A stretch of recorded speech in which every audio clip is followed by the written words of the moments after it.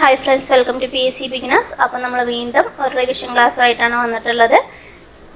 Indian സ്വാതന്ത്ര്യ സമരവുമായി ബന്ധപ്പെട്ടിട്ടാണ് ഇന്നത്തെ റിവിഷൻ ക്ലാസ്സുകളെല്ലാം. വളരെ ഇമ്പോർട്ടൻ്റ് ആയ ടോപ്പിക്സ് മാത്രമാണ് നമ്മൾ പറഞ്ഞു പോകുന്നത്. അതിൽ ഏറ്റവും ഇമ്പോർട്ടൻ്റ് ആയ ഒന്നാണ് ഒന്നാം സ്വാതന്ത്ര്യ സമരം എന്ന് പറയുന്നത്. ആദ്യം തന്നെ നമുക്ക് ഈ സമരത്തിന് കാരണമായ കാരണങ്ങൾ, ഈ വിപ്ലവത്തിന് കാരണമായ കാരണങ്ങൾ എന്തൊക്കെയാണ് എന്ന് നോക്കാം. ഒന്നാമത്തതാണ് ദത്തവകാശ നിയമം എന്ന് പറയുന്നത്. 1848 ദത്തവകാശ നിയമം, അതുപോലെ പോസ്റ്റ് ഓഫീസ് നിയമം, ഹിന്ദു വിധവ പുനർവിവാഹ നിയമം, അതുപോലെ ജനറൽ സർവീസ് എൻലിസ്റ്റ്മെൻറ്റ് നിയമം, റിലീജിയസ് ഡിസബിലിറ്റീസ് നിയമം, അതുപോലെ നാട്ടുരാജ്യങ്ങളെല്ലാം തന്നെ നേരിട്ട് ബ്രിട്ടീഷ് സാമ്രാജ്യത്തോട് കൂട്ടിച്ചേർക്കാൻ ശ്രമിച്ചതും മിഷണറിമാരുടെ നേതൃത്വത്തിൽ നടന്ന മതപരിവർത്തനങ്ങളോട് ബ്രിട്ടീഷുകാരുടെ അനുകൂല നിലപാടും, അതുപോലെ തദ്ദേശീയ ജനതയുടെ മതജാതീയ ആചാരങ്ങളിലുള്ള ബ്രിട്ടീഷുകാരുടെ ഇടപെടൽ, കാർഷിക മേഖലയിലെ അസംതൃപ്തി എല്ലാം ഒന്നാം സ്വാതന്ത്ര്യ സമരത്തിൻ്റെ കാരണങ്ങൾ തന്നെയാണ്. പെട്ടെന്ന് പൊട്ടിപ്പുറപ്പെടാനുള്ള കാരണം എന്നാണ് എന്ന് ചോദിച്ചു പറഞ്ഞാൽ 1856 മുതൽ സൈനികർക്ക് ഉപയോഗിക്കാൻ എൻഫീൽഡ് P53 എന്ന ഒരു പുതിയ തരം തോക്കുകൾ നൽകിയിട്ടുണ്ടായിരുന്നു. അപ്പോൾ അതിനെ ഉപയോഗിക്കാൻ എന്ത് ചെയ്തിട്ടുണ്ടായിരുന്നു? ഇന്ത്യൻ സൈനികർ എതിർത്തിട്ടുണ്ടായിരുന്നു. അത് എന്തുകൊണ്ടാണ് എതിർത്തത് എന്ന് പറഞ്ഞാൽ, ഇങ്ങനെ തരുന്ന പുതിയ തരം തോക്കിൽ ഉപയോഗിക്കേണ്ടിയിരുന്ന തിരകളുടെ ആവരണത്തിൽ പശുവിൻ്റെയും പന്നിയുടെയും ഒക്കെ കൊഴുപ്പ് പുരട്ടിയിട്ടുണ്ട് എന്നുള്ള വാർത്ത പ്രചരിച്ചതുകൊണ്ടാണ് അവരെന്ത് ചെയ്തത്? അതിനെ എതിർത്തത്. പക്ഷേ അതിനെ അവരുടെ മേലിൽ നിർബന്ധപൂർവ്വം 1857 ജനുവരിയിൽ ഉപയോഗിപ്പിക്കാൻ തുടങ്ങി. അതായിരുന്നു പെട്ടെന്ന് ഒന്നാം സ്വാതന്ത്ര്യ സമരം അല്ലെങ്കിൽ വിപ്ലവം പൊട്ടിപ്പുറപ്പെടാനുള്ള കാരണം എന്ന് പറയുന്നത്. ഇനി ഈ വിപ്ലവം ആരംഭിച്ചത് എവിടെയാണ് എന്ന് ചോദിച്ചാൽ മീററ്റിലാണ്. മീററ്റ് എവിടെയുള്ളത്? ഉത്തർപ്രദേശിലാണ്. 1857 കലാപത്തിലെ ഏറ്റവും കൂടുതൽ കലാപ കേന്ദ്രങ്ങൾ സ്ഥിതി ചെയ്യുന്നതും എവിടെയാണ്? ഉത്തർപ്രദേശിൽ തന്നെയാണ്. അപ്പോൾ മീററ്റിൽ 1857 മെയ് 10 എന്ത് പൊട്ടിപ്പുറപ്പെട്ടത്? വിപ്ലവം പൊട്ടിപ്പുറപ്പെട്ടത്. പ്രധാനമായിട്ട് കാരണമായിട്ടുള്ളത് ആ എൻഫീൽഡ് P53 എന്നുള്ള തോക്കായിരുന്നു. ഇനി ഇങ്ങനെ കലാപകാരികൾക്ക്, ഇങ്ങനെ പൊട്ടിപ്പുറപ്പെട്ട വിപ്ലവത്തിലെ കലാപകാരികൾക്ക് എന്തുണ്ടായിരുന്നു? ഒരു ചിഹ്നം ഉണ്ടായിരുന്നു അല്ലേ? ആ ചിഹ്നമാണ് എന്ത്? താമരയും ചപ്പാത്തിയും എന്ന് പറയുന്നത്. അതുകൊണ്ട് തന്നെ ഇതിന് ചപ്പാത്തി വിപ്ലവം എന്നും അറിയപ്പെട്ടിട്ടുണ്ടായിരുന്നു. ബ്രിട്ടീഷുകാർ ഇതിനെ എന്തെന്ന് വിളിച്ചു? ശിപ്പായി ലഹള എന്ന് വിളിച്ചു. അതുപോലെ തന്നെ അവർ എന്തെന്നോ അതിനെ വിളിച്ചിട്ടുണ്ടായിരുന്നു? ഡെവിൾസ് വിൻഡ്, ചെകുത്താൻ്റെ കാറ്റ് എന്നും വിളിച്ചിട്ടുണ്ടായിരുന്നു. ഈ 1857 വിപ്ലവത്തിലെ ആദ്യ രക്തസാക്ഷി എന്ന് പറയുന്നത് ആരായിരുന്നു? മംഗൾ പാണ്ഡ്യ ആയിരുന്നു. ഇദ്ദേഹം ഏത് കാലാൾപ്പടയിലെ അംഗമായിരുന്നു അല്ലെങ്കിൽ ഏത് പട്ടാള യൂണിയനിലെ അംഗമായിരുന്നു എന്ന് ചോദിച്ചാൽ 34ാം ബംഗാൾ തദ്ദേശീയ കാലാൾപ്പടയിലെ അംഗമായിരുന്നു. അതായത് ഇദ്ദേഹം എന്ത് ചെയ്തു എന്ന് പറഞ്ഞാൽ, അദ്ദേഹം ലഫ്റ്റനന്റ് ഹെൻറി ബോസിനെ എന്ത് ചെയ്യുകയാണ് ചെയ്തിട്ടുണ്ടായിരുന്നത്? വധിക്കുകയാണ് ചെയ്തിട്ടുണ്ടായിരുന്നത്. അപ്പോൾ അതിൻ്റെ പേരിൽ അദ്ദേഹത്തെ പിടികൂടാൻ സഹായിക്കാത്തതിൻ്റെ പേരിൽ എന്ത് ചെയ്തു? ജമീന്ദാർ ഈശ്വരി പ്രസാദിനെ 1857 ഏപ്രിൽ 21 ബ്രിട്ടീഷുകാർ തൂക്കിലേറ്റുകയുണ്ടായി. മംഗൾ പാണ്ഡെയെ തൂക്കിലേറ്റിയത് എപ്പോഴാണ് എന്ന് ചോദിച്ചു പറഞ്ഞാൽ 1857 ഏപ്രിൽ 8 മംഗൾ പാണ്ഡെയെ തൂക്കിലേറ്റിയത്. അപ്പോൾ ഈ കലാപം നടക്കുമ്പോൾ ഇന്ത്യക്കാരും ബ്രിട്ടീഷുകാരും തമ്മിലുള്ള അനുപാതം എന്ന് ചോദിച്ചാൽ അത് 6:1 കലാപത്തിന് ശേഷം ഇവരുടെ അനുപാതം എന്ന് ചോദിച്ചാൽ 2:1 മാറുകയുണ്ടായി. ഇനി ഈ സമരം നടക്കുമ്പോൾ മുഗൾ ഭരണാധികാരിയായിരുന്നത് ആരാണ് എന്ന് ചോദിച്ചു പറഞ്ഞാൽ അത് ബഹദൂർ ഷാ രണ്ടാമനായിരുന്നു. ഈ മഹത്തായ വിപ്ലവത്തിന് നേതൃത്വം നൽകിയതും ആരായിരുന്നു? ബഹദൂർ ഷാ രണ്ടാമൻ തന്നെയാണ്. ഇന്ത്യയിൽ മുഗൾ ഭരണത്തിന് പൂർണ്ണമായ പതനത്തിന് കാരണമായ വിപ്ലവമാണ് എന്തെന്ന് പറയുന്നത്? 1857 വിപ്ലവം എന്ന് പറയുന്നത്. ഡൽഹി കീഴടക്കിയ വിപ്ലവകാരികൾ, അവർ ആദ്യം കീഴടക്കിയ പ്രദേശമാണ് ഡൽഹി എന്ന് പറയുന്നത്. എന്നിട്ട് അവിടെ അവരെന്ത് ചെയ്തു? ഇന്ത്യയുടെ ചക്രവർത്തിയായി ബഹദൂർ ഷാ രണ്ടാമനെ പ്രഖ്യാപിക്കുകയുണ്ടായി. പിന്നീട് അദ്ദേഹം വിപ്ലവത്തിൽ പങ്കെടുക്കാൻ വേണ്ടി ജനങ്ങളോട് ആഹ്വാനം ചെയ്തുകൊണ്ട് ബഹദൂർ ഷാ രണ്ടാമൻ്റെ പേരിൽ പുറപ്പെടുവിക്കപ്പെട്ട വിപ്ലവമാണ് വിളംബരമാണ് എന്ത് എന്ന് പറയുന്നത്? അസംഗഡ് വിളംബരം എന്ന് പറയുന്നത്. ഇപ്പൊ ഡൽഹി കലാപത്തിന് നേതൃത്വം കൊടുത്ത മുഗൾ ഭരണാധികാരിയുടെ സൈനിക ജനറൽ ആരാണ് എന്ന് ചോദിച്ചാൽ അത് ഭക്ത് ഖാനാണ്. അപ്പോൾ ആദ്യം പിടിച്ചടക്കിയ പ്രദേശം ഡൽഹിയാണെന്ന് പറഞ്ഞൂലേ. അതുപോലെ ബ്രിട്ടീഷുകാർ വിപ്ലവകാരികളിൽ നിന്നും തിരിച്ചെടുത്ത ആദ്യ പ്രദേശം ഏതാണ് എന്ന് ചോദിച്ചാലും ഡൽഹിയാണ്. ഡൽഹിയിലെ കശാപ്പുകാരൻ എന്നറിയപ്പെടുന്നത് ആരാണ്? ജോൺ നിക്കോൾസൺ ആണ് ഡൽഹിയിലെ കശാപ്പുകാരൻ എന്നറിയപ്പെടുന്നത്. ഇദ്ദേഹമാണ് ഡൽഹിയിലെ വിപ്ലവത്തെ അടിച്ചമർത്തിയത്. ഇനി ബഹദൂർ ഷാ രണ്ടാമൻ്റെ പുത്രന്മാരെയും അതുപോലെ പൗത്രനെയും വിചാരണ കൂടാതെ വെടിവെച്ച് കൊന്നത് ആരാണെന്ന് ചോദിച്ചാൽ അത് വില്യം ഹോഡ്സൺ ആണ്. ബഹദൂർ ഷാ രണ്ടാമൻ അവർ പിടികൂടിയിട്ട് റങ്കൂണിലേക്ക് നാടുകടത്തുകയാണ് ഉണ്ടായത്. പിന്നീട് 1862 വെച്ചിട്ട് അദ്ദേഹം അവിടെ വെച്ചിട്ട് മരണമടയുകയുണ്ടായി. ഇനി ഇതുപോലെ ദത്തവകാശവുമായി ബന്ധപ്പെട്ടിട്ടാണ് ആര് കലാപത്തിലേക്ക് വന്നിട്ടുണ്ടായിരുന്നത്? ഝാൻസി റാണി കലാപത്തിലേക്ക് വന്നത്. അവരുടെ മറ്റു പേരുകളാണ് മനുബായ്, മണികർണിക എന്നെല്ലാം. ഝാൻസി റാണി വന്നിട്ട് ഝാൻസിയുടെ രാജാവായിരുന്ന ഗംഗാധർ റാവുവിൻ്റെ ഭാര്യയാണ് ഝാൻസി റാണി, അല്ലെങ്കിൽ റാണി ലക്ഷ്മി ബായ് എന്ന് പറയുന്നത്. ഝാൻസി റാണിയോട് ഏറ്റുമുട്ടിയ സൈനിക ഉദ്യോഗസ്ഥനാണ് ഹ്യൂഗ്രോസ് എന്ന് പറയുന്നത്. ഝാൻസി റാണിയെക്കുറിച്ച് നെഹ്റു വിശേഷിപ്പിച്ചത് എങ്ങനെയാണെന്ന് ചോദിച്ചാൽ ഇരുണ്ട പശ്ചാത്തലത്തിലെ പ്രകാശമാനമായ ബിന്ദു എന്നാണ്. അതുപോലെ വിപ്ലവകാരികളുടെ സമുന്നത ധീര നേതാവ് എന്ന് വിശേഷിപ്പിച്ചത് ഹ്യൂഗ്രോസ് തന്നെയാണ്. അതായത് ഹ്യൂഗ്രോസ് ആണ് ഝാൻസി റാണിയുമായി ഏറ്റുമുട്ടിയത് നമ്മൾ പറഞ്ഞല്ലോ.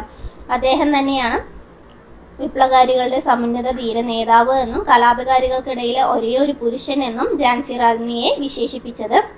അതുപോലെ ദത്തുപുത്രനാണെന്ന കാരണത്താൽ പെൻഷൻ നിഷേധിച്ചതുമായി ബന്ധപ്പെട്ടിട്ടാണ് ആര് വിപ്ലവത്തിലേക്ക് വന്നത്? നാനാ സാഹിബ് വിപ്ലവത്തിലേക്ക് വന്നത്. നാനാ സാഹിബ് വന്നിട്ട് പേർഷ്യ ബാജിറാവു രണ്ടാമൻ്റെ പുത്രനായിരുന്നു നാനാ സാഹിബ് എന്ന് പറയുന്നത്. നാനാ സാഹിബാണ് കാൺപൂരിൽ നടന്ന ഉപരോധത്തിനും അതുപോലെ കൂട്ടക്കൊലക്കും ഒക്കെ നേതൃത്വം നൽകിയിട്ടുണ്ടായിരുന്നത്. മൂന്നാം നെപ്പോളിയൻ എന്നറിയപ്പെടുന്നത് ആരെയാണ്? നാനാ സാഹിബിന് തന്നെയാണ്. നാനാ സാഹിബിൻ്റെ സൈനിക മേധാവിയാണ് ആര്? താന്തിയ തോപ്പി എന്ന് പറയുന്നത്. താന്തിയ തോപ്പിയാണ് ഇംഗ്ലീഷുകാർക്കെതിരെ ഗറില്ല യുദ്ധരീതി ആവിഷ്കരിച്ചത്. താന്തിയ തോപ്പിയെ ആരാ പരാജയപ്പെടുത്തിയത് എന്ന് ചോദിച്ചു പറഞ്ഞാൽ സർ കോളിൻ ക്യാമ്പയിലാണ്. അപ്പോൾ നമ്മൾ ഡൽഹിയിൽ പറഞ്ഞത് ആരാണ്? John Nicholson. ഝാൻസിയിൽ ആരാണ് പറഞ്ഞിട്ടുണ്ടായിരുന്നത്? ഹ്യൂഗ്രോസ്. അതുപോലെ താന്തിയ തോപ്പിന് ആരായിരുന്നു? സർ കോളിൻ ക്യാമ്പയിലായിരുന്നു. താന്തിയ തോപ്പി വധിക്കപ്പെട്ടത് മധ്യപ്രദേശിലെ ശിവപുരിയിൽ വെച്ചിട്ടാണ്. നാനാ സാഹിബിന്റെ യഥാർത്ഥ പേര് ചോദിക്കുകയെന്ന് പറഞ്ഞാൽ അത് ദോണ്ടു പന്ത് എന്നും, താന്തിയ തോപ്പിയുടെ യഥാർത്ഥ പേര് ചോദിച്ചു പറഞ്ഞാൽ രാമചന്ദ്ര പാണ്ഡുരംഗം എന്നും, അതുപോലെ റാണി ലക്ഷ്മിബായിയുടെ യഥാർത്ഥ പേര് ചോദിക്കുകയെന്ന് പറഞ്ഞാൽ മണികർണിക, മനുബായ് എന്നെല്ലാം അറിയപ്പെടുന്നു എന്നതാണ്. അപ്പോൾ ഇന്ത്യയിലെ ആദ്യത്തെ വനിതാ രക്തസാക്ഷിയാണ് പ്രീതിലത വഡേദാർ എന്ന് പറയുന്നത്. ഇനി 1857 കലാപ പ്രദേശങ്ങൾ കൂടുതലായിട്ട് ഉണ്ടായിരുന്നത് എവിടെയാണ്? ഉത്തർപ്രദേശിലാണ്. ഉത്തർപ്രദേശിലെ മീററ്റ്, ലക്നൗ, അലിഗഡ്, മധുര, ആഗ്ര, ഝാൻസി, അലഹാബാദ് എന്നീ പ്രദേശങ്ങളെല്ലാം ഉത്തർപ്രദേശിലായിരുന്നു. അതുപോലെ പശ്ചിമ ബംഗാളിലെ ബാരക്പൂർ, മധ്യപ്രദേശിലെ ഗോളിയോർ, രാജസ്ഥാനിലെ ഭരത്പൂർ, ഉത്തരാഖണ്ഡിലെ റൂർക്കി, ബീഹാറിലെ ആര എന്നീ പ്രദേശങ്ങളായിരുന്നു 1857 കലാപ പ്രദേശങ്ങൾ എന്ന് പറയുന്നത്. 1857 കലാപത്തിന്റെ ജവാൻ ഓഫ് ആർക്ക് എന്നറിയപ്പെടുന്നത് ഝാൻസി റാണിയാണ്. ബുദ്ധി കേന്ദ്രം എന്നറിയപ്പെടുന്നത് നാനാ സാഹിബാണ്. അംബാസഡർ എന്നറിയപ്പെടുന്നത് അസീമുള്ള ഖാനാണ്. ബീഹാർ സിംഹം എന്നറിയപ്പെടുന്നതും കൻവർ സിംഗ് തന്നെയാണ്. ഇനി ഒന്നാം സ്വാതന്ത്ര്യ സമരത്തിനെ പലരും പല രീതിയിൽ വിശേഷിപ്പിച്ചിട്ടുണ്ട്. ശിപ്പായി ലഹള എന്ന് വിശേഷിപ്പിച്ചത് ആരാണ് എന്ന് ചോദിച്ചാൽ ജോൺ ലോറൻസും ജോൺ സീലി അതുപോലെ GB മില്ലീസൺ എന്നിവരാണ്. എന്നാൽ VD സവർക്കർ വിശേഷിപ്പിച്ചത് ഇന്ത്യയുടെ ഒന്നാം സ്വാതന്ത്ര്യ സമരം എന്നാണ്. കാൾ മാർക്സും ഇന്ത്യയുടെ ഒന്നാം സ്വാതന്ത്ര്യ സമരം എന്ന് തന്നെയാണ് ന്യൂയോർക്ക് ട്രിബ്യൂണൽ എന്ന പത്രത്തിലൂടെ വിശേഷിപ്പിച്ചത്. ഈ നമ്മുടെ 1857 ഒന്നാം സ്വാതന്ത്ര്യ സമരത്തെ ഫ്രഞ്ച് വിപ്ലവവുമായി താരതമ്യം ചെയ്തതും കാൾ മാർക്സ് തന്നെയാണ്. MN റോയ് വിശേഷിപ്പിച്ചത് വാണിജ്യ മുതലാളിത്തത്തിനെതിരായ ഫ്യൂഡലിസത്തിന്റെ അവസാന നിലപാട് എന്ന് വിശേഷിപ്പിച്ചതാണ്. ജവഹർലാൽ നെഹ്റു ആണ് 1857 വിപ്ലവത്തെ ഫ്യൂഡൽ ഇന്ത്യയുടെ അവസാന ചിറകടി എന്ന് വിശേഷിപ്പിച്ചത്. അപ്പോൾ MN റോയ് പറഞ്ഞത് വാണിജ്യ മുതലാളിത്തത്തിനെതിരെ ഫ്യൂഡലിസത്തിന്റെ അവസാന നിലപാട് എന്നും, ജവഹർലാൽ നെഹ്റു പറഞ്ഞത് ഫ്യൂഡൽ ഇന്ത്യയുടെ അവസാന ചിറകടി എന്നാണ്. ഫ്യൂഡൽ കണ്ടിട്ട് നമ്മൾ ജവഹർലാൽ നെഹ്റുവിനെ കുത്താതിരിക്കാൻ വേണ്ടിയിട്ടാണ് വീണ്ടും പറഞ്ഞത്. അതുപോലെ RC മജുംദാർ ആണ് ആദ്യത്തേതുമല്ല ദേശീയ തലത്തിലുള്ള സ്വാതന്ത്ര്യ സമരവുമല്ല എന്ന ഒന്നാം സ്വാതന്ത്ര്യ സമരത്തെ വിശേഷിപ്പിച്ചത്. വില്യം ഡാൽറിംപിൾ ആണ് ഒന്നാം സ്വാതന്ത്ര്യ സമരത്തെ ഉയർത്തെണീക്കൽ എന്ന് വിശേഷിപ്പിച്ചത്. എങ്ങനെയാണ് വിശേഷിപ്പിച്ചത്? ഉയർത്തെണീക്കൽ എന്ന് വിശേഷിപ്പിച്ചത്. അതുപോലെ ഹിന്ദുക്കളും മുസ്ലിങ്ങളും ചേർത്ത് നടത്തിയ ഗൂഢാലോചന എന്ന് വിശേഷിപ്പിച്ചത് ജെയിംസ് ഔട്ട്രാമാണ്. ഇനി 1857 പ്രധാന നേതാക്കന്മാർ ആരൊക്കെയാണെന്ന് നോക്കാം. റാണി ലക്ഷ്മിബായി ആണ് ഝാൻസിയിലും ഗോളിയോറിലും നേതൃത്വം നൽകിയിട്ടുണ്ടായിരുന്നത്. റാണി ലക്ഷ്മിബായി ആണ് ഝാൻസിയിലും ഗോളിയോറിലും നേതൃത്വം നൽകിയത്. ഗോളിയോറിലെ റാണി ലക്ഷ്മിബായും താന്തിയ തോപ്പിയും എന്ത് ചെയ്തിട്ടുണ്ടായിരുന്നു? നേതൃത്വം നൽകിയിട്ടുണ്ടായിരുന്നു. ആരയിലും ജഗദീഷ്പൂരിലും കൻവർ സിംഗ് ആണ് നേതൃത്വം നൽകിയത്. ആരയിലും ജഗദീഷ്പൂരിലും ആരാണ് നേതൃത്വം നൽകിയത്? കൻവർ സിംഗ് ആണ് നേതൃത്വം നൽകിയത്. ഡൽഹിയിൽ നേതൃത്വം നൽകിയത് ബഹദൂർ ഷാ രണ്ടാമനാണ്. അദ്ദേഹത്തിന്റെ സൈനിക തലവനായിരുന്നു ആര്യ ജനറൽ ഭക്ത് ഖാൻ എന്ന് പറയുന്നത്. അസമിലെ ദിവാൻ മണിറാം ആണ്. മീററ്റിലെ കദ്ദം സിംഗ് ആണ്. കാൺപൂരിലെ നാനാ സാഹിബും താന്തിയ തോപ്പിയുമാണ് എന്ത് ചെയ്തിട്ടുണ്ടായിരുന്നത്? നേതൃത്വം നൽകിയിട്ടുണ്ടായിരുന്നത്. നമ്മൾ പറഞ്ഞു താന്തിയ തോപ്പി നാനാ സാഹിബിന്റെ സൈനിക മേധാവിയാണ് എന്ന് പറഞ്ഞു. ലക്നൌവിലെ ബീഗം ഹസ്രത്ത് മഹലും ബിർജിസ് ഗോദർ എന്നിവരുമാണ്. ലക്നൌവിലും അതുപോലെ ആഗ്രയിലും ഔദിലും ചോദിച്ച ബീഗം ഹസ്രത്ത് മഹലാണ്. ലക്നൗ, ആഗ്ര, ഔദ്, ബീഗം ഹസ്രത്ത് മഹലാണ്. മൗലവി അഹമ്മദുള്ളയാണ് ഫൈസാബാദിൽ നേതൃത്വം നൽകിയിട്ടുള്ളത്. ബറേലിയിലും റോഹിൽഗഡിലും ഖാൻ ബഹദൂർ ഖാനാണ് നേതൃത്വം നൽകിയിട്ടുണ്ടായിരുന്നത്. ഹരിയാനയിലെ റാവു തുലാറാമും കോട്ടയില് രാജസ്ഥാനിലെ കോട്ടയില് ജയ്ദയാൽ ഹർദയാൽ എന്നിവരും മധുരയിലെ ദേവി സിംഗും അലഹാബാദിലെ ലിയാഖത്ത് അലിയും മാണ്ടോറിലെ ഫിറോസ് ഷായും മൊറാദാബാദിലെ അബ്ദുൽ അലി ഖാനുമാണ് എന്ത് ചെയ്തിട്ടുണ്ടായിരുന്നത്? 1857 വിപ്ലവത്തിന് നേതൃത്വം നൽകിയിട്ടുണ്ടായിരുന്നത്. അപ്പോൾ ഈ വിപ്ലവം അടിച്ചമർത്തപ്പെട്ടത് എപ്പോഴാണ്? 1858 വിപ്ലവം അടിച്ചമർത്തപ്പെട്ടിട്ടുണ്ടായിരുന്നത്. ഈ വിപ്ലവത്തിന്റെ ഫലങ്ങൾ എന്തൊക്കെയാണെന്ന് ചോദിച്ചു പറഞ്ഞാൽ ഇന്ത്യയിലെ ഇംഗ്ലീഷ് ഈസ്റ്റ് ഇന്ത്യ കമ്പനിയുടെ ഭരണം അവസാനിപ്പിച്ചു. ഈ ഭരണം നേരിട്ട് ആര് ഏറ്റെടുത്തു? ബ്രിട്ടൻ ഏറ്റെടുത്തു. 1858 ഗവൺമെന്റ് ഓഫ് ഇന്ത്യ ആക്ട് പാസാക്കി ദത്തവകാശ നിരോധന നിയമം റദ്ദാക്കുകയുണ്ടായി. നാട്ടുരാജ്യങ്ങളെ അതായത് ബ്രിട്ടീഷ് സാമ്രാജ്യത്തോട് കൂട്ടിച്ചേർക്കുന്നത് അവസാനിപ്പിച്ചു. ഇതൊക്കെയായിരുന്നല്ലോ കാരണം. എന്തൊക്കെയാണ് കാരണം? അതൊക്കെ അവർ തിരുത്താൻ തയ്യാറായിട്ടുണ്ട്. ഇന്ത്യയിലെ ജനങ്ങളുടെ സാമൂഹികവും മതപരമായ കാര്യങ്ങൾ ഇടപെടുന്നത് അവസാനിപ്പിക്കുമെന്ന് പ്രഖ്യാപിച്ചു. വിദ്യാഭ്യാസ യോഗ്യതയ്ക്കനുസരിച്ച് ഇന്ത്യക്കാരെ ഗവൺമെന്റ് ഉദ്യോഗങ്ങളിൽ നിയമിക്കുമെന്നും പ്രഖ്യാപിച്ചു. ഇതാണ് 1857 വിപ്ലവത്തിന്റെ ഫലങ്ങൾ എന്ന് പറയുന്നത്. നമുക്ക് ഇതിൽ നിന്ന് ചോദിച്ച കുറച്ച് ചോദ്യങ്ങൾ നോക്കാം. ഒന്നാം സ്വാതന്ത്ര്യ സമരവുമായി ബന്ധപ്പെട്ട് ചോദിച്ച കുറച്ച് ചോദ്യങ്ങൾ. ഒന്നാം സ്വാതന്ത്ര്യ സമരം 1857 മെയ് മാസത്തിൽ ആരംഭിച്ച സ്ഥലം ഏതാണ്? മീററ്റാണ്. ഇന്ത്യയുടെ ഒന്നാം സ്വാതന്ത്ര്യ സമരം നടന്ന വർഷം ഏതാണ്? 1857 ആണ്. ഇതൊക്കെ 2018 ചോദിച്ച ചോദ്യമാണ്. ചോദ്യം കേൾക്കുമ്പോൾ ഇത്രയേ ഉള്ളൂ എന്ന് തോന്നും, പക്ഷെ ഇത് ചോദിച്ച ചോദ്യമാണ്. 1857 കലാപം അറിയപ്പെടുന്നത് എങ്ങനെയാണ്? ശിപ്പായി ലഹള എന്നാണ്. 1857 കലാപം ആരംഭിച്ചത് എവിടെയാണ്? മീററ്റിലാണ് കലാപം ആരംഭിച്ചത്. ബീഗം ഹസ്രത്ത് മഹൽ ആധുനിക ഇന്ത്യയിലെ ഏത് ചരിത്ര സംഭവവുമായി ബന്ധപ്പെട്ടിട്ടുണ്ട്? 1857 മഹത്തായ വിപ്ലവവുമായി ബന്ധപ്പെട്ടിട്ടുണ്ട്. എവിടെയാണ്? ലക്നൗ, ആഗ്ര, ഔദ്, അയോധ്യ എന്നിവിടങ്ങളിലായിരുന്നു. ലക്നൗ, ആഗ്ര, ഔദ്, അയോധ്യ എന്നിവിടങ്ങളിലായിരുന്നു ബീഗം ഹസ്രത്ത് മഹൽ. 1857 ഒന്നാം സ്വാതന്ത്ര്യ സമരത്തിൽ ഫൈസാബാദിൽ കലാപം നയിച്ച നേതാവ് മൗലവി അഹമ്മദുള്ളയാണ്. ലക്നൌവിൽ നേതൃത്വം നൽകിയത് ബീഗം ഹസ്രത്ത് മഹലാണ്. കാൺപൂരിൽ ലഹള നയിച്ചത് നാനാ സാഹിബാണ്. ബീഹാറിൽ ഒന്നാം സ്വാതന്ത്ര്യ സമരം നയിച്ചത് ആരാണ്? കൻവർ സിംഗ് ആണ്. ബീഹാറിലെ കൻവർ സിംഗ് ആണ്. 1857 വിപ്ലവത്തിന്റെ താൽക്കാലിക വിജയത്തെ തുടർന്ന് വിപ്ലവകാരികൾ ഡൽഹി ചക്രവർത്തിയായി വാഴിച്ചത് ആരെയാണ്? ബഹദൂർ ഷാ രണ്ടാമനെയാണ് വാഴിച്ചത്.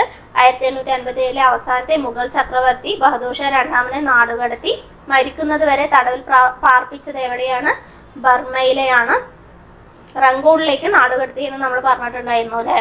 ഏത് സംഭവത്തോടെയാണ് ബ്രിട്ടീഷ് രാജ്ഞിയുടെ നേരിട്ടുള്ള ഭരണത്തിന് കീഴിലായത്? ഒന്നാം സ്വാതന്ത്ര്യ സമരത്തിന് ശേഷം ബ്രിട്ടീഷ് ഇന്ത്യയെ ചക്രവർത്തിയുടെ നേരിട്ടുള്ള നിയന്ത്രണത്തിലാക്കിയ വർഷമാണ് 1858 എന്ന് പറയുന്നത്.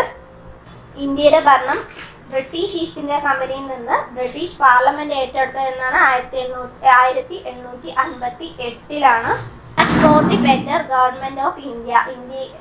ഇന്ത്യയിലെ ഈ സംഭവവുമായി ബന്ധപ്പെട്ടതാണ്. ഏത് സംഭവവുമായി ബന്ധപ്പെട്ടതാണ്? ഒന്നാം ഇന്ത്യൻ സ്വാതന്ത്ര്യ സമരവുമായി ബന്ധപ്പെട്ടതാണ്. ഇതെല്ലാം ക്വസ്റ്റ്യൻസ് ചോദിച്ചിട്ടുള്ള ക്വസ്റ്റ്യൻസ് ആണ്. ഒന്നാം സ്വാതന്ത്ര്യ സമരത്തെ അടിസ്ഥാനമാക്കി മാത്സ പ്രവാസ് എന്ന മറാഠ ഗ്രന്ഥം രചിച്ചതാരാണ്? വിഷ്ണുപത് ഗോഡ്സെയാണ്. ബാജിറാവു രണ്ടാമന്റെ ദത്തുപുത്രൻ ആരായിരുന്നു? നാനാ സാഹിബ് ആയിരുന്നു. നാനാ സാഹിബിന്റെ യഥാർത്ഥ നാമം എന്തായിരുന്നു? ദോണ്ടു പണ്ട് എന്നായിരുന്നു. അദ്ദേഹം എവിടെയായിരുന്നു നേതൃത്വം നൽകിയത്? കാൺപൂരിലായിരുന്നു നേതൃത്വം നൽകിയത്. ശിപ്പായി ലഹള എന്ന ഒന്നാം സ്വാതന്ത്ര്യ സമരത്തെ വിശേഷിപ്പിച്ചത് ആരാണ്? ശിപ്പായി ലഹള എന്ന് വിശേഷിപ്പിച്ചത് ആരാണ്? ജോൺ ലോറൻസും സീലി എന്നിവരുമായിരുന്നു. ഒരു ഇരുണ്ട പശ്ചാത്തലത്തിലെ പ്രകാശമാനമായ ബിന്ദു എന്ന് ജവഹർലാൽ നെഹ്റു ആരെ കുറിച്ചാണ് വിശേഷിപ്പിച്ചത്?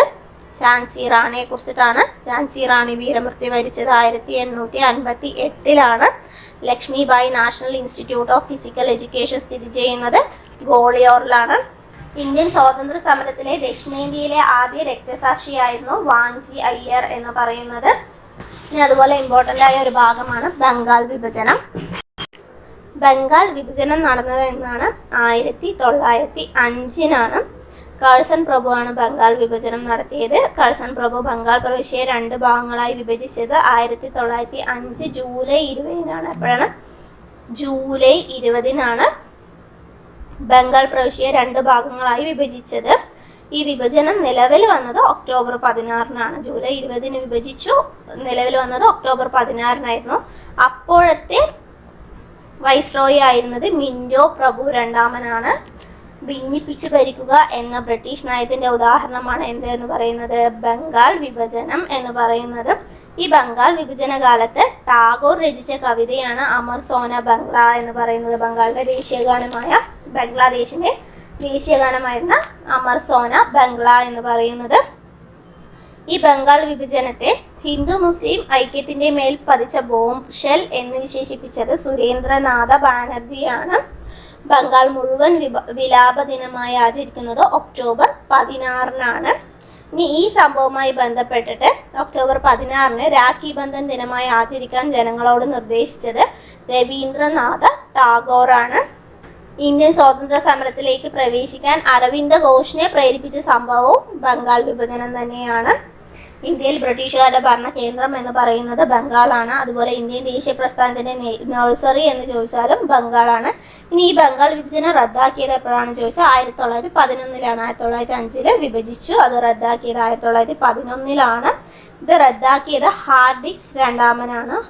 അപ്പോൾ നിലവിൽ വരുമ്പോൾ വൈസ്രോയി മിന്റോ രണ്ടാമനും, റദ്ദാക്കിയപ്പോൾ ഉള്ള വൈസ്രോയി എന്ന് പറയുന്നത് ഹാർഡിക്സ് രണ്ടാമനുമായിരുന്നു.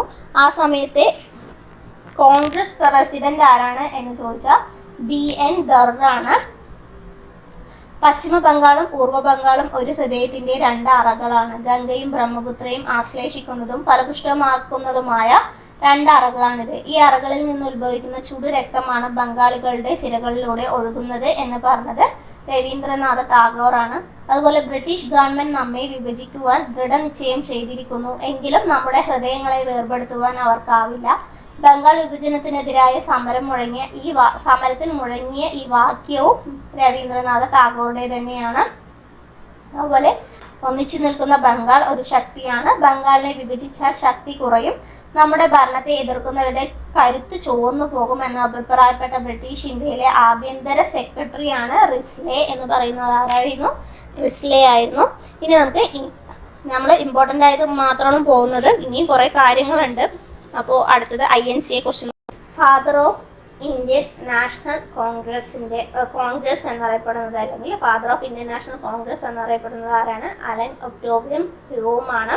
ഇന്ത്യൻ നാഷണൽ കോൺഗ്രസിന്റെ ആദ്യ സെക്രട്ടറിയാണ് അലൻ ഒക്ടോവിയം. AO ഹ്യൂം എന്ന് പറയുന്നത്, അലൻ ഒക്ടോവിയൻ ഹ്യൂം എന്ന് പറയുന്നത് ഇന്ത്യൻ നാഷണൽ കോൺഗ്രസിന്റെ ആദ്യ സെക്രട്ടറിയാണ്. ഇന്ത്യൻ നാഷണൽ കോൺഗ്രസിന്റെ ആദ്യകാല നാമം ഇന്ത്യൻ നാഷണൽ യൂണിയൻ എന്നാണ്. ഇതിന്റെ സ്ഥാപകനാണ് AO ഹ്യൂം എന്ന് പറയുന്നത്. 1885 ഡിസംബർ 28 ഇന്ത്യൻ നാഷണൽ കോൺഗ്രസ് രൂപീകൃതമായത്.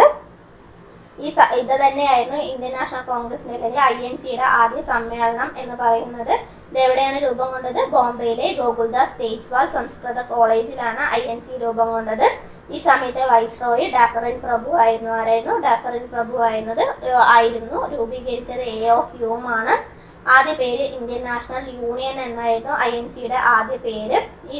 അത് പിന്നീട് Congress INC Indian national Congress എന്നാക്കി നിർദ്ദേശിച്ചത് ദാദാബായ് നവറോജി ആയിരുന്നു. ഇതുമായി ബന്ധപ്പെട്ട തിയറിയാണ് സുരക്ഷാ വാൽവ് സിദ്ധാന്തം, അല്ലെ സുരക്ഷാ വാൽവ് തിയറി എന്ന് പറയുന്നത്. ഇതിന്റെ ഉപജ്ഞാതാവ് ലാലാ ലജ്പത് റായ് ആയിരുന്നു. 1916 അദ്ദേഹത്തിന്റെ യങ് ഇന്ത്യ എന്ന പുസ്തകത്തിലാണ് അദ്ദേഹം ഈ തിയറിയെ കുറിച്ചിട്ട് ആദ്യമായി അവതരിപ്പിച്ചത്. ഇന്ത്യൻ നാഷണൽ കോൺഗ്രസിന്റെ ആദ്യ പ്രസിഡന്റ് എന്ന് പറയുന്നത് WC ബാനർജി ആയിരുന്നു. ആദ്യ സെക്രട്ടറി ആരായിരുന്നു നമ്മൾ പറഞ്ഞു? AO ഹ്യൂം ആയിരുന്നു എന്ന് പറഞ്ഞു. ആദ്യ പ്രസിഡന്റ് ആരാണ്? WC ബാനർജി ആയിരുന്നു ആദ്യ പ്രസിഡന്റ് എന്ന് പറയുന്നത്. ഈ സമ്മേളനത്തിൽ 72 പേരാണ് പങ്കെടുത്തിട്ടുണ്ടായിരുന്നത്.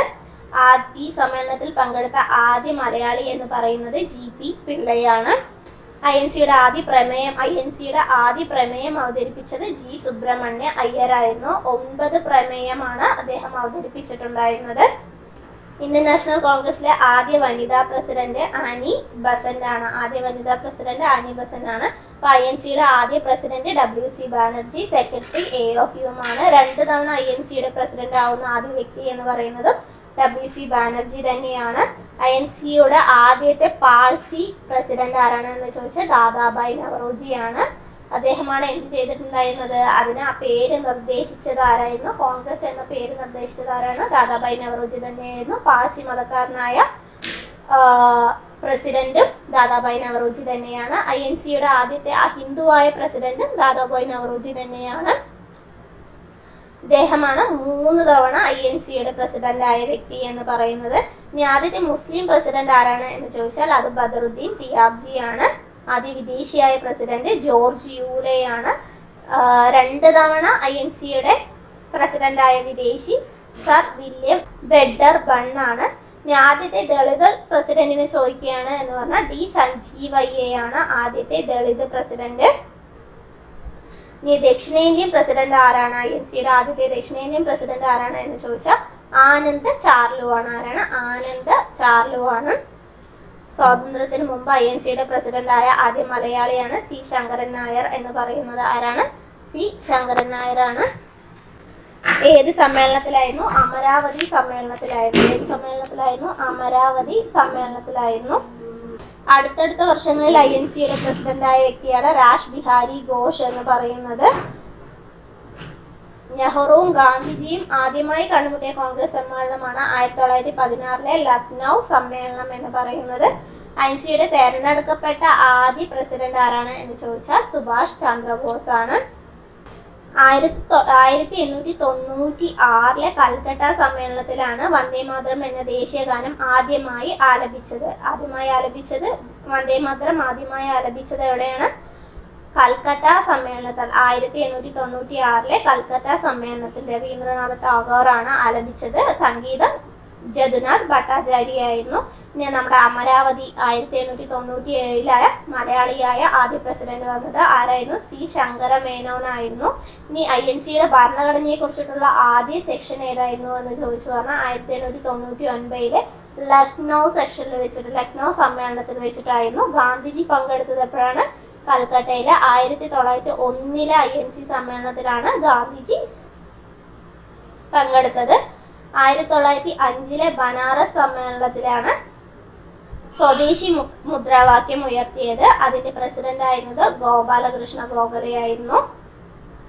സ്വരാജ് എന്ന വാക്ക് ആദ്യമായി ഉപയോഗിച്ചത് 1906 അത് കൽക്കട്ട സമ്മേളനത്തിലാണ്. അതിന്റെ പ്രസിഡന്റ് ആയിരുന്നത് ദാദാബായ് നവറോജിയാണ്. ഇനി നമ്മൾ പറയാല്ലേ, സൂറത്ത് സമ്മേളനത്തിൽ വെച്ചിട്ടാണ് മിതവാദികളും തീവ്രവാദികളും 2 വിഭാഗമായി പിരിഞ്ഞത്. അതിന്റെ സമയത്തെ പ്രസിഡന്റ് INC പ്രസിഡന്റ് എന്ന് ചോദിച്ചാൽ രാഷ് ബിഹാരി ഘോഷ് ആണ്. ഇമ്പോർട്ടൻ്റ് ആണ്. സൂറത്ത് സമ്മേളനം 1907 രാഷ് ബിഹാരി ഘോഷ് മിതവാദികളും തീവ്രവാദികളും എന്ത് ചെയ്തു? 2ആയി പിരിഞ്ഞു.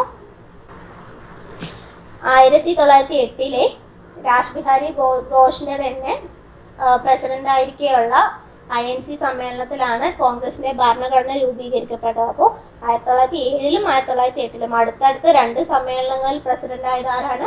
രാഷ് ബിഹാരി ഘോഷ് ആണ്. അപ്പോൾ നമ്മൾ നേരത്തെ പറഞ്ഞു വന്ദേമാതരം 1896 കൽക്കട്ട സമ്മേളനത്തിലാണ് ആലപിച്ചത് എന്ന് പറഞ്ഞു. ജനഗണമന കൽക്കട്ട സമ്മേളനത്തിൽ തന്നെയായിരുന്നു 1911 അപ്പൊ 1896 കൽക്കട്ട സമ്മേളനം. അതുപോലെ ജനഗണമന ചോദിക്കുകയെന്ന് പറഞ്ഞാൽ കൽക്കട്ട സമ്മേളനം 1911 ഈ ജനഗണമന ആദ്യം ആലപിച്ചത് സർലാദേവി ചൗധരിയാണ്. ആ സമയത്ത് പ്രസിഡന്റ് ആയിരുന്നത് BN ദറാണ്. ഈ ജവഹർലാൽ നെഹ്റു പങ്കെടുത്ത ആദ്യത്തെ സമ്മേളനം ബങ്കിപ്പൂർ സമ്മേളനമായിരുന്നു 1912. ഗാന്ധിജി പങ്കെടുത്തത് 1901 ജവഹർലാൽ നെഹ്റു പങ്കെടുത്തത് 1912 സമ്മേളനത്തിലുമാണ്. ഇനി നമ്മൾ നേരത്തെ പറഞ്ഞു സൂററ്റ് വിഭജനം, അതായത് സൂററ്റിൽ നടന്ന 1907 സമ്മേളനത്തില് രാജ് ബിഹാരി ഘോഷ് പ്രസിഡന്റ് ആയിരിക്കെയുള്ള സമ്മേളനത്തിൽ വെച്ചിട്ടാണ് മിതവാദികളും തീവ്രവാദികളും രണ്ടായത് എന്ന് പറഞ്ഞു അല്ലെ. ഇനി ഈ മിതവാദികളും തീവ്രവാദികളും ലയിച്ചു ചേർന്നത് അല്ലെങ്കിൽ ഒന്നായത് എവിടെ വെച്ചിട്ടാണ്? ലക്നൌവിൽ വെച്ചിട്ടാണ്. അപ്പോഴുള്ള പ്രസിഡന്റ് ആരായിരുന്നു? AC മജുംദാർ ആണ്. 1916 ആ സമ്മേളനം നടന്നത്. INCയും മുസ്ലിം ലീഗും ഒന്നിച്ച് പ്രവർത്തിക്കുന്നതിന് വേണ്ടിയിട്ട് ലക്നൗ ഉടമ്പടി ഒപ്പുവെച്ചതും 1916 തന്നെയാണ്. കൽക്കട്ടയിൽ നമ്മൾ എന്തൊക്കെ പറഞ്ഞു? ഒന്ന് വന്ദേമാതരം പറഞ്ഞു, പിന്നെ ജനഗണമന പറഞ്ഞു. അതുപോലെ ഒന്ന് ഇമ്പോർട്ടൻ്റ് ആയ ഒന്നാണ് ആനി ബസന്റ്, അതായത് INCയുടെ ആദ്യ വനിതാ പ്രസിഡന്റ്, വിദേശിയായ ആദ്യ വനിതാ പ്രസിഡന്റ്. എല്ലാം പ്രസിഡന്റ് ആയത് വന്നത് എപ്പോഴാണ്? 1917 കൽക്കട്ട സമ്മേളനത്തിൽ വെച്ചിട്ടായിരുന്നു. കൽക്കട്ട സമ്മേളനത്തിൽ വെച്ചിട്ടായിരുന്നു. അതുപോലെ കൽക്കട്ട സമ്മേളനത്തിൽ വെച്ചിട്ട് തന്നെയാണ് നിസ്സഹകരണ പ്രസ്ഥാനത്തിന്റെ പ്രധാന പ്രമേയം പാസാക്കിയതും. അത് 1920 ലാലാ ലജ്പത് റായ് പ്രസിഡന്റ് ആയിരുന്ന കൽക്കട്ട സമ്മേളനത്തിൽ വെച്ചിട്ടായിരുന്നു. 1923 കാക്കിനാട സമ്മേളനത്തിൽ വെച്ചിട്ടാണ് തൊട്ടുകൂടായ്മയുടെ ഉന്മൂലന പ്രമേയം അവതരിപ്പിച്ചത്. ആ സമയത്തെ പ്രസിഡന്റ് ആയിരുന്നത് മുഹമ്മദ് അലി ചൗഹാൻ ആയിരുന്നു. ആരായിരുന്നു? മുഹമ്മദ് അലി ചൗഹാൻ ആയിരുന്നു. ഇനി INCയുടെ ഏറ്റവും പ്രായം കുറഞ്ഞ പ്രസിഡന്റ് ആരായിരുന്നു? മൗലാന അബ്ദുൽ കലാം ആസാദ് ആയിരുന്നു. 1923 പ്രസിഡന്റ് ആയിരുന്നത്. ഡൽഹി സമ്മേളനത്തിൽ വെച്ചിട്ടായിരുന്നു പ്രസിഡന്റ് ആയത്. ഇനി 1924 ബൽഗാം സമ്മേളനത്തിലാണ് മഹാത്മാഗാന്ധി എന്തായി മാറിയത്? INCയുടെ പ്രസിഡന്റായി മാറിയത്. ഇനി INCയുടെ ആദ്യത്തെ ഇന്ത്യൻ വനിതാ പ്രസിഡന്റ് ആരാണ്? സരോജിനി നായിഡു ആണ്. കാൺപൂരിൽ വെച്ചിട്ടായിരുന്നു സമ്മേളനം. 1925 സമ്മേളനം നടന്നത്. ഇനി കൽക്കട്ട സമ്മേളനം 1928 നെഹ്റു റിപ്പോർട്ട് സമർപ്പിച്ചത്. ആ സമയത്ത് പ്രസിഡന്റ് എന്ന് പറയുന്നത് മോത്തിലാൽ നെഹ്റു ആയിരുന്നു. അപ്പൊ അടുത്തടുത്ത് പ്രസിഡന്റായ അച്ഛനും മകനും ആരാണെന്ന് ചോദിച്ചാൽ മോത്തിലാൽ നെഹ്റുവും ജവഹർലാൽ നെഹ്റു ആണ്. 1928 നെഹ്റു റിപ്പോർട്ട് സമർപ്പിച്ചത് മോത്തിലാൽ നെഹ്റു ആണ്. പിന്നീട് ലാഹോറിൽ 1929 പ്രസിഡന്റ് ആയത് ജവഹർലാൽ നെഹ്റു ആണ്. ആ സമയത്തായിരുന്നു പൂർണ്ണ സ്വരാജ് പ്രമേയം പാസാക്കിയതും അതുപോലെ ഇന്ത്യയുടെ ലക്ഷ്യം പൂർണ്ണ സ്വരാജ് എന്ന് പ്രഖ്യാപിച്ചതുമെല്ലാം 1929 സമ്മേളനത്തിൽ, ലാഹോർ സമ്മേളനത്തിലായിരുന്നു. കറാച്ചി സമ്മേളനം 1931 സർദാർ വല്ലഭായ് പട്ടേൽ പ്രസിഡന്റ് ആയത്. മൗലികാവകാശങ്ങൾ ഒപ്പുവെച്ച സമ്മേളനവും കറാച്ചി സമ്മേളനമാണ്. അപ്പൊ സർദാർ വല്ലഭായ് പട്ടേൽ മൗലികാവകാശങ്ങൾ ഒപ്പുവെച്ച സമ്മേളനം 1931 സമ്മേളനം, കറാച്ചി സമ്മേളനം എല്ലാം 1931. ഇന്ത്യക്ക് ഒരു ഭരണഘടനാ അസംബ്ലി വേണമെന്ന് ആവശ്യപ്പെട്ട INC സമ്മേളനമാണ് 1934 ബോംബെ സമ്മേളനം എന്ന് പറയുന്നത്. അപ്പോൾ അതിന്റെ പ്രസിഡന്റ് ആയിരുന്ന ഡോക്ടർ രാജേന്ദ്ര പ്രസാദ് ആയിരുന്നു. ആരാണ്? ഡോക്ടർ രാജേന്ദ്ര പ്രസാദ് ആയിരുന്നു. ഇനി നമ്മൾ പറഞ്ഞു ആദ്യമായി തെരഞ്ഞെടുപ്പിലൂടെ പ്രസിഡന്റായി മാറിയത് ആരായിരുന്നു? നമ്മൾ പറഞ്ഞത് SC ബോസ്, സുഭാഷ് ചന്ദ്രബോസ് ആയിരുന്നു എന്ന് പറഞ്ഞു അല്ലെ. ത്രിപുരി സമ്മേളനത്തിലായിരുന്നു 1939 ത്രിപുരി സമ്മേളനത്തിലായിരുന്നു INC സമ്മേളനത്തിൽ നടന്ന ആദ്യത്തെ തെരഞ്ഞെടുപ്പ്. അതിൽ ആര് പ്രസിഡന്റായി മാറി? സുഭാഷ് ചന്ദ്രബോസ് പ്രസിഡന്റായി മാറി. ക്വിറ്റ് ഇന്ത്യ പ്രമേയം പാസാക്കിയപ്പോഴുള്ള കോൺഗ്രസ് പ്രസിഡന്റ് എന്ന് പറയുന്നത് മൗലാന അബ്ദുൽ കലാം ആസാദ് ആയിരുന്നു. ബോംബെയിലായിരുന്നു സമ്മേളനം നടന്നത്. 1942 ബോംബെ സമ്മേളനം നടന്നതും ആ സമ്മേളനത്തിലാണ് ക്വിറ്റ് ഇന്ത്യ പ്രമേയം പാസാക്കിയതും. സ്വതന്ത്ര ഇന്ത്യയിലെ ആദ്യ വനിതാ പ്രസിഡന്റ് ആരായിരുന്നു? ഇന്ദിരാഗാന്ധി ആയിരുന്നു സ്വതന്ത്ര ഇന്ത്യയിലെ ആദ്യ വനിതാ പ്രസിഡന്റ് എന്ന് പറയുന്നു. 1959 സമ്മേളനത്തിലായിരുന്നു ഇന്ദിരാഗാന്ധി പ്രസിഡന്റ് ആയിരുന്നത്. ഇനി നമുക്ക് കുറച്ച് സംഘടനകളും സ്ഥാപകരും നോക്കാം. രാജാറാം മോഹൻ റോയുടെ സംഘടനയാണ് ആത്മീയ സഭ എന്ന് പറയുന്നത്. 1815 ആത്മീയ സഭ നിലവിൽ വന്നത്. പിന്നീട് ബ്രഹ്മസമാജം 1828 ബ്രഹ്മസമാജം.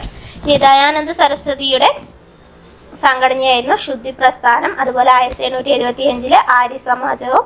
സ്വാമി വിവേകാനന്ദന്റെ സംഘടനയാണ് 1897 നിലവിൽ വന്ന രാമകൃഷ്ണ മിഷൻ. അതുപോലെ വേദാന്ത സൊസൈറ്റി.